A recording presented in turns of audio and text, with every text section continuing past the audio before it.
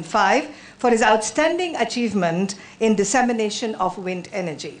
I now request Dr. Pramod Deo, Chairman CERC and also Chairman SAFIR, to give his address.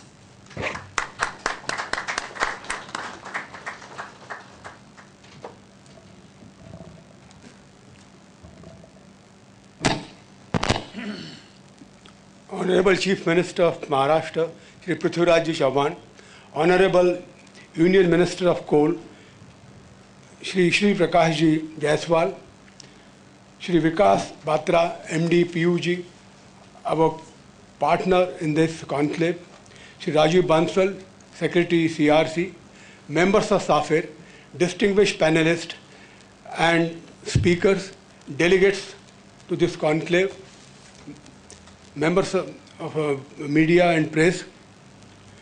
Now, the South Asia assumes an increasingly important role as an engine of growth, not only for Asia, but also for the world. The region's GDP grew at 6% in 2009, remaining unchanged from 2008, even after the financial crisis. Growth is expected to reach 7.4% in 2011, as per World Bank's Global Economic Prospects Report 2010. Estimates suggest that a 7.5% gross domestic product growth would result in increased demand for infrastructure services that in turn would require investment amounting to about 5% of GDP. In addition, a further 2% of GDP would be required for capital requirement amounting to over 7.5% of GDP in all. In aggregate terms, India needs investments worth $515 billion for infrastructure development.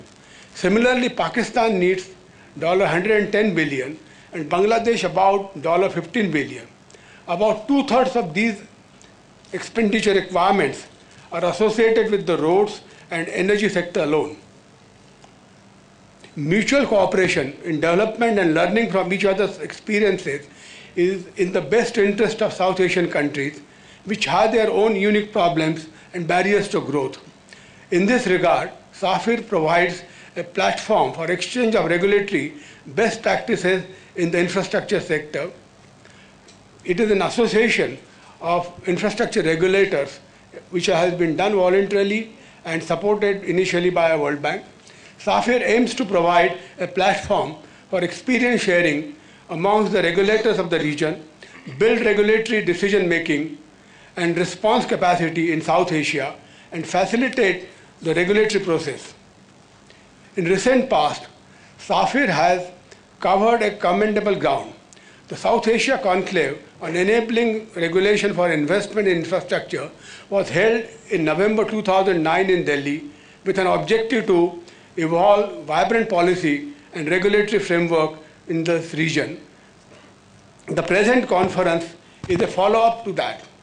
The objective behind the conference is to bring together the policymakers, regulators, and other stakeholders, including investor community, on the same platform for exchange of views on this critical segment of the economy.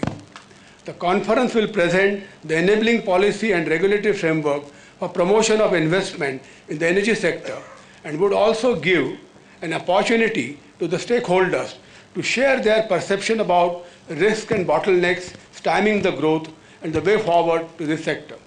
The 2-day-long conference will cover a wide gamut of issues ranging from policy and regulatory enablers for power, coal, gas, to issues pertaining to local production and import of coal, equipment procurement for power plants, transportation of coal, distribution of gas, renewable energy sources, and hydro. I'm extremely grateful to Chief Minister of Maharashtra that he agreed that in this business capital, we are holding this conclave to be here and be chief guest.